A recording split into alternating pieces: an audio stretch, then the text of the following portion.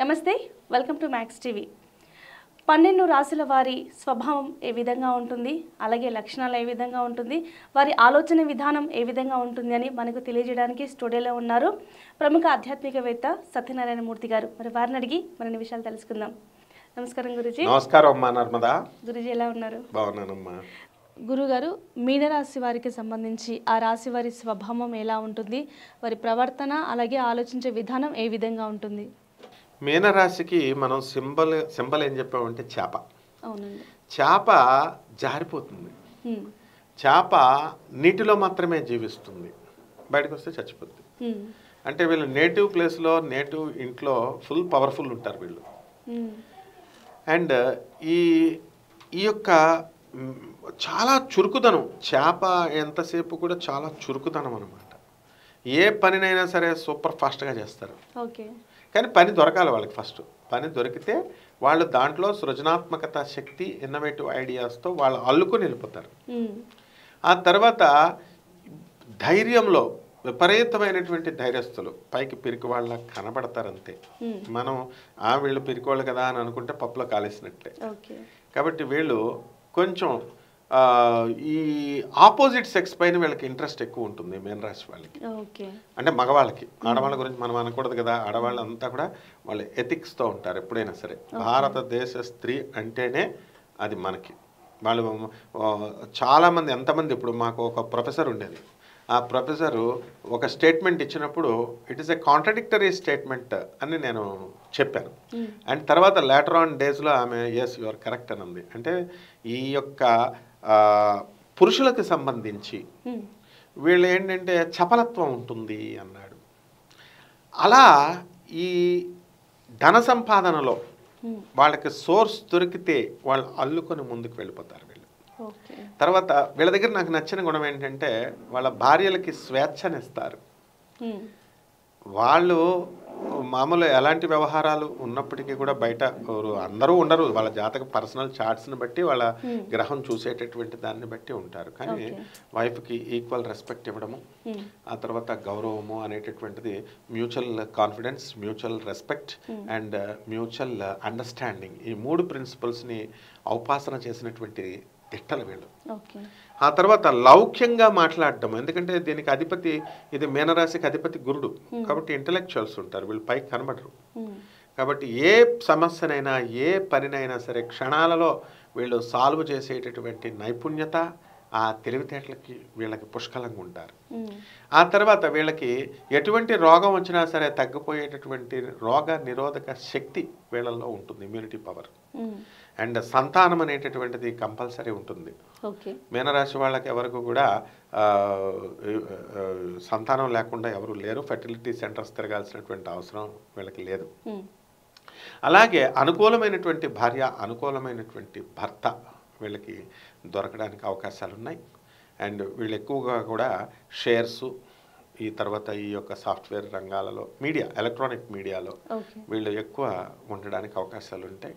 వీళ్ళ డబ్బుని ఎలాగంటే నీళ్ళల్లాగా ఖర్చు పెడతారన్నమాట. అంటే అవతల వాళ్ళకి రెస్పాన్స్ అనేటటువంటిది, కష్టాల్లో ఉన్నారంటే ఆ జాలి హృదయంతో రెస్పాండ్ చేసేటటువంటి క్వాలిటీస్ కూడా వీళ్ళకి ఉంటాయి ఈ మీనరాశి వాళ్ళకి. ఈ మీనరాశి వాళ్ళు మీరు ఎంతసేపు కూడా మీకు అకల్ట్ సైన్సెస్ని బాగా నమ్ముతారు.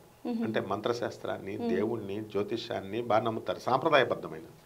అండ్ లింగ్విస్టిక్స్, అంటే ఈ లాంగ్వేజ్ ఆ లాంగ్వేజ్ అనేటటువంటిది నేను నేర్చుకోవాలి అని ఎవరికైతే అనిపిస్తుంటుందో అది గురుబలం వల్ల వస్తుంది.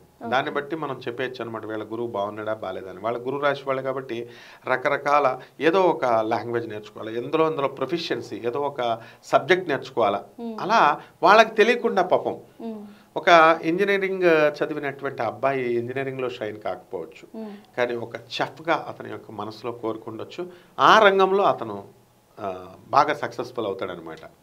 ఒకవేళ చెఫ్ కాలేనప్పుడు ఆయన టీవీ ప్రోగ్రామ్స్ అయినా చెఫ్ కార్యక్రమాలు చూస్తూ ఉంటాడు అనమాట. వాళ్ళ ఎక్కువ తల్లిని ఎక్కువ అభిమానిస్తూ ఉంటారు వీళ్ళు. సో ఆ వాసనలు ఎక్కడికి పోవన్నమాట. కాబట్టి ఈ సినిమా రంగంలో, వ్యాపార రంగంలో, బిల్డింగ్ రంగంలో, వీళ్ళు రియల్ ఎస్టేట్ రంగంలో సక్సెస్ఫుల్ అవడానికి వీళ్ళకి ఎక్కువ అవకాశాలు ఉంటాయి. ఈ మీనరాశి వారికి లక్కీ నెంబర్ 3. ఓకే. ఆ తర్వాత వీళ్ళు పూజించాల్సినటువంటి దేవుడు 3 నామాల వాడు. ఆ తర్వాత వీళ్ళు చేయాల్సినటువంటి గురువారం నాడు వీళ్ళకి చాలా ఇది. అయితే దత్తాత్రేయ స్వామి వారి యొక్క గణగాపురం వెళ్ళి దత్తాత్రేయ స్వామి వారి దర్శనం, లేకపోతే బనగానపల్లి వెళ్ళి పోతులూరు వీరబ్రహ్మేంద్ర స్వామి, మంత్రాలయం రాఘవేంద్రుడు, ఇలా గురువుల్ని పూజ చేస్తే కనుక వీళ్ళు నెంబర్ 1గా సక్సెస్ అవుతారు. ఆ తర్వాత ఎక్కువ మీనరాశి వాళ్ళు విదేశాలలో వాళ్ళ యొక్క డ్రీమ్ అనమాట అది.